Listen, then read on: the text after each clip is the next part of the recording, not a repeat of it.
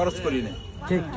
এবার আমি মনোনয়ন পত্র যেটা নিয়ে আসতে গেছি, একজন সাধারণ গরিব মানুষ, মানে সাধারণ এই মাঠপাড়ার নামটা বলতেছে না, ওর নাম বলতে না করছে, সে আমার মনোনয়নের জন্য 50,000 টাকা পাঠিয়েছে। আমার যা খরচ চলতেছে সম্পূর্ণ ঢাকার বিভিন্ন জায়গা থেকে আমার বন্ধু বান্ধব এবং বিদেশ থেকে আমার বারবার ফোন দিতেছে, আমার টাকা, নির্বাচনের টাকা তারা সব দিবে। সুতরাং নির্বাচনের টাকার প্রয়োজন নাই, প্রয়োজন হলো মানুষ, প্রয়োজন হলো সচেতনতা।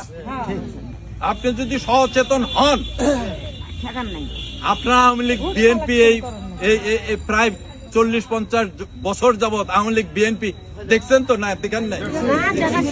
বলেন যে মানুষের জন্য কাজ করছে কোন দল?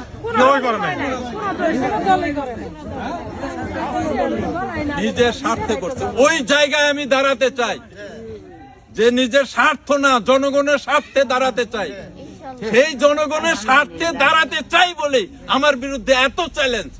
এটা বুঝতে পারবেন না। ভোট ডাকাতি, না হয় আমাকে মেরে ফেলার হুমকি, না হয় আমাকে অ্যারেস্টের হুমকি, না হয় আমাকে নানান জায়গায় করছে। এটা ইতিহাস, এটা ইতিহাস।